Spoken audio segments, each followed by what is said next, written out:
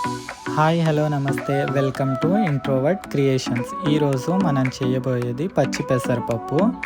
పచ్చి పెసరపప్పు చాలా బాగుంటుంది, మీరు కూడా ఇలా ట్రై చేయండి ఒకసారి.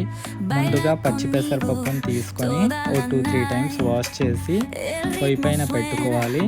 దాంట్లో కొంచెం పసుపు, ఉప్పు, ఆయిల్, సన్నగా తరిగిన ఉల్లిగడ్డ, దాంతోపాటు టమాటా.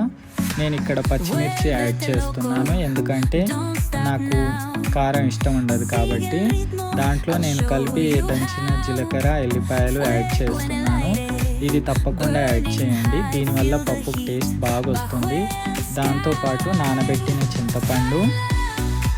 మళ్ళీ పప్పు పొయ్యి మీద పెట్టేశాక కలుపుతూ ఉండండి. పప్పు మెత్తగా ఉడికేశాక నీళ్ళనంతా వడపోసి పప్పుని బాగా దంచి వడగట్టిన నీళ్ళు పప్పులో యాడ్ చేయండి. తాలింపులో జీలకర్ర, ఆవాలు, ఎల్లిపాయలు తప్పకుండా యాడ్ చేయండి, ఎందుకంటే ఎల్లిపాయల వల్ల పప్పు ఇంకా బాగా కుదురుతుంది. వేడయ్యాక ఆ తాలింపుని పప్పులో యాడ్ చేయండి. ఈ పప్పు అన్నంలోకి కొంచెం ఆవకాయ, నెయ్యి వేసుకొని తింటే చాలా బాగుంటుంది. మీరు కూడా ఒకసారి ఇలా ట్రై చేయండి.